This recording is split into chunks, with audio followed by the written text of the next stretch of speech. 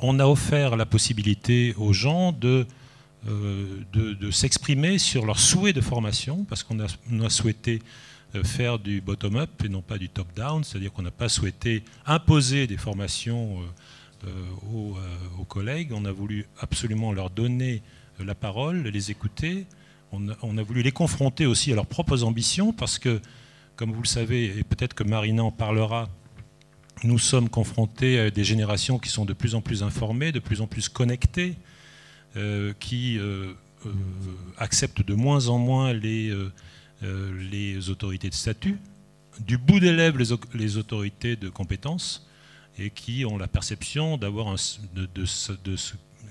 savoir plus que leur patron, de ne plus rien attendre de leur patron. Donc, face à ce défi, double défi donc d'une organisation figée, tâches spécialisées, monotones, avec des hiérarchies intermédiaires inutiles, et l'évolution des générations, il fallait changer de logiciel, et ce logiciel, nous l'avons mis en place au Japon. Ça a formidablement bien marché.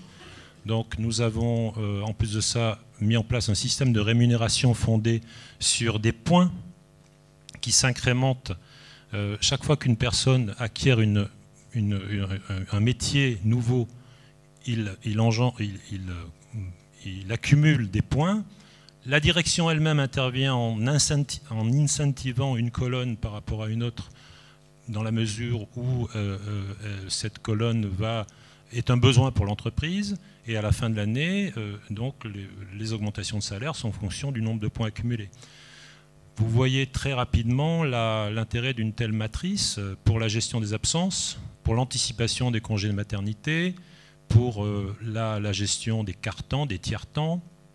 Tout ceci peut s'anticiper sur la matrice. C'est un nouveau média de dialogue avec les équipes. Nous avons aussi la possibilité de gérer les profils d'aptitude complètement différents. Vous avez un profil d'expert. Il va souhaiter se cantonner à 2 ou 3 métiers dans lesquels il voudra avoir les 4 étoiles, parce qu'évidemment, chaque métier, vous avez l'étoile 1, 2, 3 et 4, suivant qu'on sait faire, qu'on sait faire et réparer, qu'on sait faire réparer et faire évoluer l'outil, et enfin qu'on sait faire réparer, faire évoluer l'outil, et savoir aussi passer son savoir aux autres.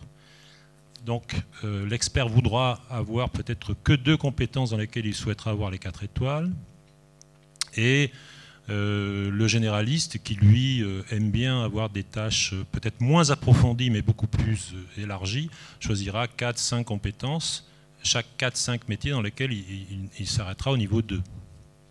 Donc cet outil est un outil nouveau qui permet justement à ces nouvelles générations, avec un sens critique beaucoup plus développé qu'avant, de s'exprimer de façon beaucoup plus intéressante. Et c'est un outil, donc, et toutes les semaines, le patron de l'usine et le DRH donc, relèvent les compteurs, j'allais dire, donc accusent réception des souhaits des équipes, et ensuite font un retour avec des formations, et petit à petit, l'effectif devient de plus en plus polyvalent et polycompétent, et pour ne rien vous cacher, la taille de l'effectif, au fil des mois, s'adapte aux réels besoins du service et de l'entreprise.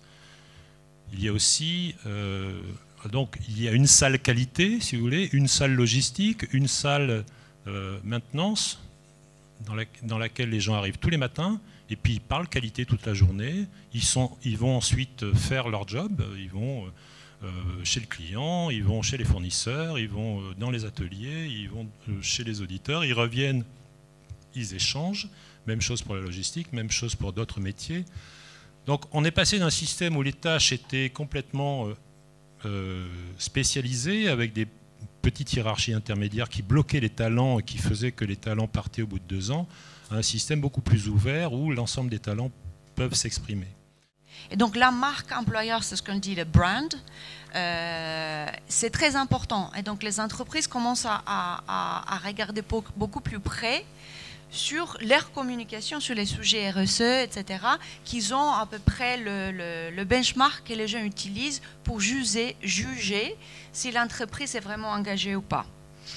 Donc, vous donnez quelques chiffres peut-être pour se situer. Pourquoi l'importance de cette génération? Parce que par l'année 2020, ils représenteront 50% de la main-d'œuvre mondiale. Donc, dans les pays d'OCDE, on a quand même des transitions démographiques très importantes. C'est cette génération-là qui va devoir soutenir financièrement par leurs contributions à nous tous et une classe de retraités beaucoup plus grande que dans les passés.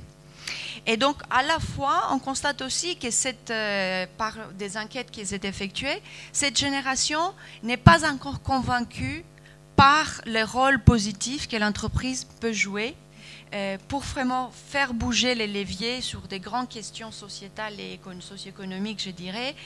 On voit par exemple que la moyenne de ne pas penser que l'entreprise ne fait pas assez sur les sujets, c'était à 56% au niveau mondial. Et c'est intéressant de voir qu'en France, c'est beaucoup plus élevé. C'est à 73% de garder l'entreprise à portefeuille pour pouvoir faire plus à changer des choses sociétales. Pardon. Voilà, rapidement, un parcours 15 années d'industriel de par le monde. Il se trouve qu'on a sévi dans les mêmes entreprises avec Michel. Et puis, à un moment donné, peut-être la question du why, la question du pourquoi, la question du sens. Moi, je les aime beaucoup, les générations Y, parce que justement, on aimerait en avoir un peu plus de temps en temps dans l'entreprise qui pose la question du pourquoi diable allons-nous faire ce que l'on va faire plutôt que le comment. J'en ai plein mes amphis, d'ailleurs, donc c'est un peu exothermique, ça fait un peu de bruit, mais c'est plus sympa en tant que prof. Et donc, je m'intéresse à un champ qui s'appelle la chute des entreprises établies. Donc l'idée c'est quoi? C'est que on intervient en tant que prof dans beaucoup d'entreprises. En France, on a des très belles industries, des très belles entreprises.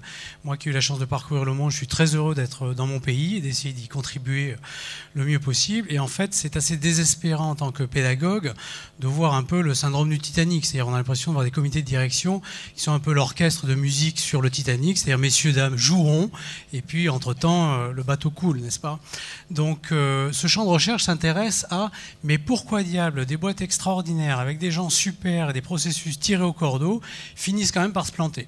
Comment Dell peut rater les tablettes, comment Sony ne voit pas l'iPod, comment Kodak, qui dépose les premiers brevets de la photo numérique, ne croit pas à ces idées-là et finalement passe complètement à côté. Donc qu'est-ce qui se passe là-dedans? Et on s'aperçoit qu'il y a, alors bon, j'ai mon anti-sèche en bon élève, donc on va dire des comités de direction qui sont complètement aveugles au changement de l'environnement. Et pour surfer sur les aphorismes, si on cite René Char, poète, résistant, moi j'aime bien son propos quand il dit « La lucidité, c'est la blessure la plus rapprochée du soleil ». C'est-à-dire être lucide par rapport à son environnement et y voir clair par rapport au fait que mon entreprise est en train de se planter, ça fait mal en fait. C'est extrêmement difficile. Et du coup, on préférera s'aveugler, se fabriquer des certitudes momentanées, une illusion, et le contrôle de gestion contribue largement à cela, d'où le bouquin, à fabriquer des tableaux de bord qui vous donnent des signaux verts. Donc on va se casser la figure avec joie, ce qu'on appelle la faillite avec élégance. Donc ça, c'est un peu compliqué d'arriver à faire percuter les comités de direction sur l'aveuglement par rapport au changement. Ensuite, l'autre question, et là le coaching peut aider beaucoup, c'est l'incapacité à questionner la manière avec laquelle on pense et on réfléchit, quoi. C'est vraiment le syndrome du marteau de notre collègue Kathleen Eisenhardt à Stanford qui dit à partir du moment où j'apprends à me servir d'un marteau, n'importe quel problème devient un clou. Et si vous voulez, on voit bien les dégâts que ça peut faire. Or, on est tous comme ça, et moi le premier, c'est-à-dire que j'agis à partir de ce qui a marché avant-hier. Puisque j'ai réussi avant-hier, donc ce sera bon pour demain. Et dans un monde 21e siècle fait d'incertitudes, on voit tous les dégâts que ça peut faire. Alors comment on peut apprendre à désapprendre, le fameux unlearning? Qu'est-ce que ça veut dire ça? Bon, l'incapacité des entreprises à faire la promotion de ceux qui prennent des risques. En général, ceux qui ont pris des risques, il est mis en prison ou ailleurs. Puis on fait la promotion de ceux qui n'ont pas trempé dans l'affaire. On est enfermé dans des procédures qui sont conservatrices. C'est pareil, la procédure, c'est dramatique, ce truc-là. Ça fabrique de la sédimentation à vitesse grand V. Si on fait une procédure par rapport à une problématique qu'il y a eu, donc c'est bien d'écrire une procédure parce qu'on va éviter les problèmes. Donc la procédure est assujettie à l'action, ça c'est le premier pas. Mais le deuxième pas, c'est que tout le reste de l'action est assujetti à la procédure. Du coup, on est complètement enfermé dans un carcan. Donc on prétend avoir des organisations agiles, mais en même temps, les procédures les coincent, quoi. Donc qu'est-ce que ça veut dire? Créer une attention aux signaux faibles. C'est-à-dire que le client qui vous demande de manière répétitive un produit que vous n'avez pas, ce qu'on appelle en général un emmerdeur, peut-être qu'on peut le classer dans une autre catégorie qui est celui qui a perçu avant vous-même une valeur que vous seriez capable de délivrer. Mais ça, on voit bien que c'est toujours compliqué parce que l'histoire est facile à raconter après coup, mais sur le moment, elle n'est pas évidente à mener. Perspective critique, ouverture à l'apprentissage. Moi, j'ai un petit indicateur un peu provoque que j'aime bien essayer d'essaimer dans les organisations, c'est quel est le montant d'argent que vous avez investi cette année dans des idées dissidentes. James March, déjà dans les années 60, disait il faut cultiver la folie dans les organisations. Donc, il était assez visionnaire dans les années 60, fallait le dire. Alors bon, voilà, donc passer de la chute des entreprises établies à la construction de la résilience. Bon, mais ça passe par quoi, ça? Et là, on va voir un peu deux espaces, un peu comme présenté tout à l'heure avec Pacheco. Il y a le monde d'avant, le monde d'après. Et la question, c'est que là, on est un peu au milieu du gué dans la gestion de la transition. Une fois encore, là, peut-être que le coaching peut aider. Mais moi, j'aime bien passer peut-être des certitudes à l'écoute des signaux faibles. Ça, c'est une posture un peu individuelle et collective qui n'est pas évidente à développer. De la méthode qui émerge de l'expérience, c'est-à-dire on entreprend avec méthode, donc en fait on fait un plan et on s'accroche au plan et si ça dévie du plan, il faut revenir au budget et ça c'est juste dramatique. La question c'est à quel moment faut-il décider de lâcher prise par rapport au plan et de se dire finalement la méthode va émerger de l'expérience. Mais c'est sûr que quand on va voir son patron en lui disant « Écoutez, chef, je ne sais absolument pas où je vais, mais rassurez-vous, à la fin, je saurai vous le dire », ça ne va pas le faire directement, quoi. Il faut un peu de pédagogie, quoi. Ou avec un banquier.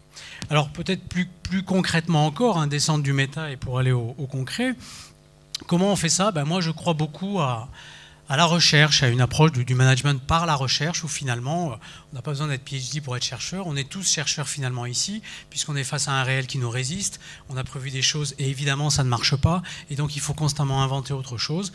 Et donc, qu'est-ce que ça veut dire une démarche de recherche en 4 points? Et j'en termine avec ça. Déjà, ça suppose de poser des problèmes.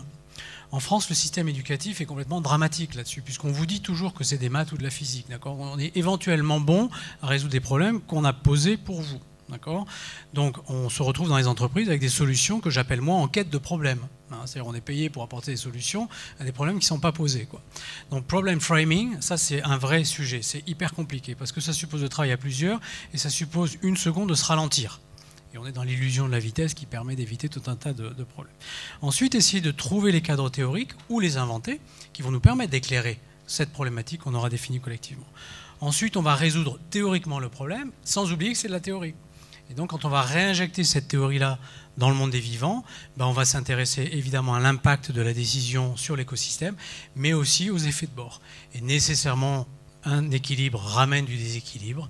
Et là, on a tourné une boucle. Donc, c'est ce qu'on essaye de faire dans nos séminaires de formation, c'est d'essayer de tourner au moins une fois ce cercle-là, prendre une situation complexe, la problématiser, l'éclairer théoriquement, inventer de manière créative des solutions, la réinjecter dans le réel, les évaluer, et puis ainsi va la vie. Alors après, ce qui est intéressant, c'est cultiver l'erreur, c'est pas mal, c'est un peu anxiogène. Donc changer, c'est aussi se tromper d'erreur. Donc on peut essayer de trouver où sont les deltas. C'est-à-dire à partir du moment où je ne commets pas les mêmes erreurs, c'est que je ne suis pas juste complètement enquisté dans mes certitudes erronées, quoi. Donc voilà, à manier avec précaution, c'est un peu explosif ce truc-là. Mais en tout cas, on a tous été éduqués dans un système où il ne faut pas faire d'erreurs. Et puis, vous savez, en langage des signes, en France, il y a un truc intéressant, c'est comment est-ce qu'on décrit le premier de la classe. On décrit le premier de la classe dans sa posture quand il est en interro-écrit. C'est-à-dire, il écrit d'une main et il cache tout ce qu'il a fait de l'autre. Donc on apprend, et en tout cas moi j'ai été sélectionné là-dessus, dans ma capacité à apprendre vite et à surtout ne jamais transmettre tout ce que je venais d'apprendre. D'accord ? C'est pour ça que dans l'entreprise, c'est peut-être pas tout à fait cela dont on a besoin. C'est-à-dire qu'est-ce que je peux faire dès que j'ai appris quoi que ce soit, de mes erreurs ou de mes succès, pour rendre l'accès à cette connaissance-là facile au reste du monde, quoi. Et ça, c'est une posture difficile. La question, c'est, tout ça, ça me vient de l'observation de ce que je perçois comme étant ce qu'on appelle la révolution numérique. Pour moi, la révolution numérique n'a rien de technologique, elle est permise par de la techno, mais c'est vraiment une révolution des modes d'être et d'organisation mondiale. J'ai la chance inouïe d'être directeur scientifique d'un incubateur qui se trouve être positionné dans les bidonvilles d'Ho Chi Minh City. Donc vous avez des gamins qui ont 15 à 16 ans, qui n'ont jamais vu une école, qui vous craquent un smartphone pour en booster la résolution numérique de l'appareil photo. Ils font à partir de là du diagnostic de cataracte rétinien pour leurs parents, pour leurs oncles, pour leurs tantes. Donc c'est vraiment mu par j'ai les pieds dans la boue et j'ai envie d'en sortir. Hein, c'est pas mu par autre chose. Et là, vous avez une puissance, une énergie. Spinoza parlerait de puissance d'agir. Et derrière, vous avez General Electric qui récupère ça dans ses radars. Ça, on ne sait pas comment, mais alors incroyable. Et ils amènent tout un coaching, un accompagnement, ce qui fait qu'il y a du dépôt de brevets, il y a des boîtes qui sont montées, etc. Donc, l'économie du don, c'est quoi? C'est que le numérique fonctionne comme ça, Wikipédia fonctionne comme ça, alors pas Google, mais Alta Vista et puis Mozilla. Et on s'aperçoit que, par exemple, Danone, hein, pour revenir dans le monde des grandes entreprises d'aujourd'hui, avec ses fonds, par exemple, écosystèmes et communities, qu'est-ce qu'ils cherchent à faire? Ils font du don. Effectivement, ils prennent la place des États qui foutent le camp. Il n'y a plus de sages-femmes à Istanbul, c'est montré dans les études de l'OMS. Ils se disent, bah, ce métier-là a disparu, c'est quand même juste extrêmement important. Ils donnent du mécénat de compétences, ils donnent de l'argent, ils montent des projets, pardon, ils se retirent peu à peu de ça, et quelque part, évidemment, ils en récupèrent du brand equity, ils en récupèrent de la... Donc c'est pas du greenwashing, il y a quelque chose qui est en train de s'inventer là.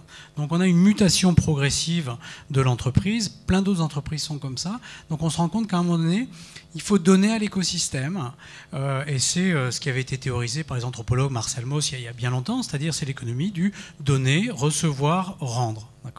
Donc on n'a pas les tableaux de bord aujourd'hui de pilotage de ces engins-là, mais on sait que ça fonctionne de plus en plus comme ça, et que les générations qui arrivent sont comme ça. Quand vous avez un jeune chez Total, pour ne pas le citer, qui bute sur un problème de brevet sur du raffinage cracking catalytique, donc un truc hyper pointu en chimie, et quand il ne trouve pas, qu'est-ce qu'il fait? Il balance la question sur Facebook, si vous voulez. Donc instantanément, tous les concurrents de Total savent exactement sur quoi ils travaillent. Donc là, le propriétaire, enfin le directeur de l'IP, il est juste tout blanc et il fait des gros yeux. Et en même temps, quelques jours après, le gamin, il revient avec la solution. Parce qu'il y a 700 personnes qui se sont saisies instantanément dans le monde de son sujet. Et ensemble, ils ont sorti la solution. Donc on voit bien que là, il y a deux mondes qui peuvent plus causer, quoi. Hein, parce que celui qui rêvait à tous les royalties de la licence, si vous voulez, il faudrait qu'il fasse autre chose, quoi. Bon, donc voilà, on est dans cette mutation, et donc cette nécessaire économie du don, cette porosité des frontières de l'entreprise. C'est quoi un concurrent aujourd'hui? C'est peut-être mon ami demain parce que je fais de la coopétition. Le papier de la Harvard Business Review au titre « Sleeping with my enemy », qui est tout à fait explicite. Bon, donc voilà, qu'est-ce que c'est un concurrent? Qu'est-ce que c'est un client? On voit qu'on passe dans un monde beaucoup plus liquide. Et donc cette notion du don me semble être un fuel, une énergie qui va pouvoir piloter ça. Maintenant, il faut inventer les modèles, il faut inventer la sustainability de compte de résultats et autres. Mais si je reviens sur l'automobile, qui est un objet dur et industriel, vous avez des plans d'automobile aujourd'hui qui tournent sur Internet, avec 60% pour le moment de la valeur de l'automobile qu'on peut sortir d'une imprimante 3D. Vous avez des tracteurs agricoles parfaitement fiables qui sortent pour 150 €, je crois. Il y en a déjà qui tournent partout dans le monde. Donc c'est ça aussi, c'est des gens qui se lèvent le matin et qui mettent des plans, des pièces, des assemblages, des protos, et tout ça c'est donné, quoi. Donc il faut regarder ça quand même de près, parce que ça va nous arriver beaucoup plus vite qu'on ne saura l'anticiper. Voilà, c'est pour répondre un petit peu à la question du don dans notre bouquin. Merci. Et donc nous sommes coachs, et quel est selon vous notre rôle de coach au sein des entreprises, au sein des structures, et qu'est-ce que vous pouvez attendre de nous? Justement, de récupérer les gens qui ont du mal, ceux dont parlait Marina, qui sont de génération non Y, qui ont 45, 50 aujourd'hui, et qui vivent mal cette transition. Nous, on en a énormément, on en a quelques-uns dans l'entreprise qu'on oriente vers des coachs. Aussi, quand des personnes prennent des responsabilités qu'elles n'ont jamais eues, et qui ont du mal à justement manager, je ne sais pas si manager existe encore, ça se dit certainement plus, animer des générations Y qui ont un esprit critique beaucoup plus développé, une authenticité beaucoup plus développée que la moyenne. Toutes ces personnes ont du mal, et c'est dans ces cas-là qu'on les oriente vers les coachs. Donc vous avez un métier d'avenir et un métier qui ne fait que se développer, à mon avis.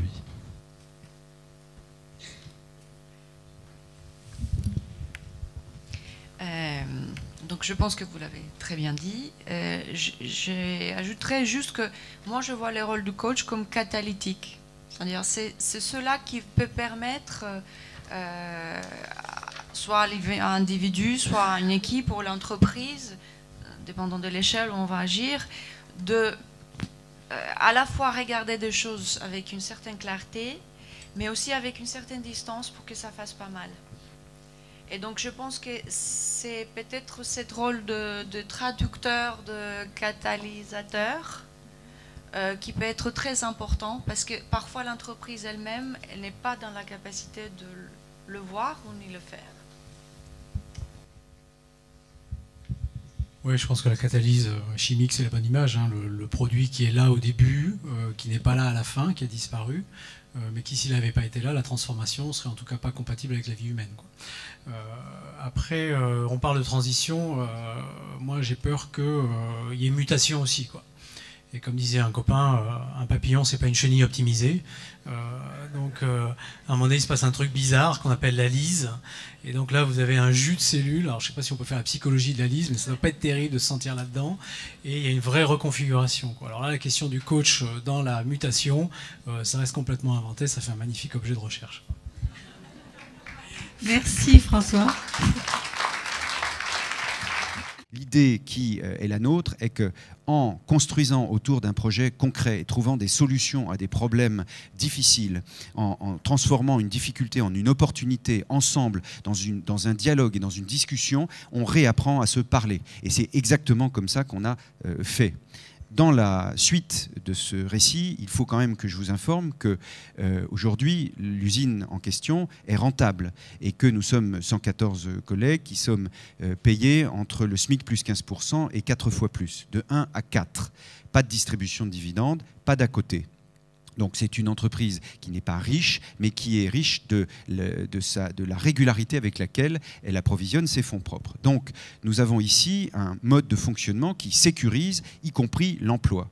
On me posait la question il n'y a pas très longtemps, et je répondais à propos des raisons pour lesquelles on se dirige dans ça, hein, pourquoi on va vers ça. Et vous commencez à comprendre que c'est l'histoire d'une reconstruction et que donc il s'agit de proposer un projet d'entreprise et éventuellement de le faire avec un état d'esprit. Et moi, je suis là pour fédérer des talents. Il se trouve que dans cette équipe, une fois que les personnes qui procédaient à ces choses terribles que je décrivais tout à l'heure sont parties, on a pu dégager l'endroit et faire en sorte de travailler de manière apaisée, en quelque sorte. Et donc, l'idée, c'est de fixer un seuil d'intégrité du travail très élevé. Il faut être très exigeant. Et nous avons été, et nous sommes très exigeants. Pour disposer de la confiance, enfin garder la confiance de notre clientèle, il est question de faire que ce produit ne soit pas strictement équivalent à celui de nos concurrents et qu'avec ce produit-là, ils puissent eux-mêmes envoyer leurs millions de factures, de relevés de compte et de relevés de situation à leurs millions de clients. Il y a une clause de régularité qui doit être tenue et qui a été toujours un fil conducteur pour nous. Et la colonne vertébrale du système a été écrite progressivement par l'ensemble de l'équipe. On a redessiné ce qu'était notre spécialité. Aujourd'hui, on passe à peu près près de 30% de notre temps de travail à se former entre nous. Hein, c'est des formations croisées avec la transmission de la connaissance, la transmission du savoir-faire qui se fait entre les générations et aussi entre les différents, entre guillemets, services, parce que dans une équipe de 114, on va vite de ce point de vue-là. En 1999, donc, on change les ancres. Et en 2001, nous décidons de nous passer complètement du système hiérarchique. Étant donné qu'on a construit la structure de la démarche industrielle, productive entre nous, et qu'on s'est engagé à non seulement dire ce qu'on fait, mais faire ce qu'on dit et à l'écrire, du coup, les règles sont claires et l'exigence est forte. Et donc, nous sommes aujourd'hui passés même à la règle des 5 S en production, qui nous permet de réduire la gâche et la dangerosité, et donc aussi l'impact sur l'environnement. Et donc, en fait, chaque étape, c'est une étape d'amélioration qui est rendue possible parce qu'on a pu se remettre en contact les uns les autres et se parler de manière à peu près normale. Donc, quand j'entends l'entreprise réinventer, oui, réinventer comment ? Parce que, premièrement, elle tient compte de son environnement sociétal, on vient d'en parler un peu, de son environnement au plan de la Terre et de son environnement au plan du climat. C'est-à-dire qu'on n'est pas découpé, séparé, ni arraché à la réalité du monde dans lequel on vit. Il n'y a pas d'un côté l'économie, alors allons-y, virgule, capitaliste, virgule, financiarisée, hein, qui a une trentaine d'années, et pour laquelle, si j'ai bien compris, il est urgent de sortir des résultats et de produire 10 ou 15% de résultats pour le distribuer à des actionnaires, cette espèce d'élite autoproclamée qui est là, c'est carrément le meeting de Mélenchon. Hein, ça va être chaud, ça va être très chaud. C'est pas grave, je parle un peu d'argent, mais ça va vite passer, c'est pas très grave, vous n'êtes pas obligé d'être d'accord avec moi, vous me le ferez savoir dans quelques minutes et on s'expliquera. Donc on a relancé l'entreprise en se concentrant sur le fait de réduire l'impact de notre activité sur l'environnement, en rétablissant un rapport à l'autre qui était un peu dissolu d'une certaine manière, et que ce système hiérarchique disparaissant, qu'est-ce qu'on allait faire et qu'est-ce qu'on est devenu? Bien, en fait, les gens ont de la connaissance et se partagent cette connaissance parce qu'il n'y a pas d'enjeu de pouvoir. L'idée, c'est de travailler en binôme ou en trinôme. Vous évoquiez tout à l'heure les présidentes de cette association qui travaillent en bi ou en trinôme. Et ce système d'équipe-là, en effet, fonctionne fort bien. Est-ce que ce modèle est duplicable à des entreprises de taille différente ou plus importante? La réponse est évidemment oui, même si j'ai aucune certitude et que j'essaye seulement de me forger des convictions. Il suffit simplement d'envisager des sous-ensembles qui permettent en effet de libérer l'initiative et la réflexion au travail. On a séparé l'écologie de l'économie avec le temps. Les usages ont fait que ce sont devenus presque des choses antagonistes, alors qu'elles ne le sont pas. C'est la gestion de la maison au sens très large. Donc de toute façon, on est dans un propos qui est mis en œuvre dans le projet de l'entreprise et dans l'équipe depuis 20 ans et qui démontre, on a sauvé, je ne l'ai pas dit, on a sauvé l'entreprise du dépôt de bilan et de cette catastrophe annoncée en mettant en œuvre les méthodes de travail qui sont celles que j'ai décrites. Et ces méthodes peuvent se mettre en application dans tous les secteurs d'activité sans aucune forme d'exception. C'est simplement la manière dont ce sera adapté sera très différente. Ce livre n'est pas un livre de recettes, mais c'est un livre quand même qui fait des points de repère pour que nous puissions transmettre et faire en sorte que d'autres se mettent à ce travail-là, en tirant le fil au-delà du greenwashing d'un côté et au-delà des effets de mode d'autre part. Pour nous, c'était une question de survie.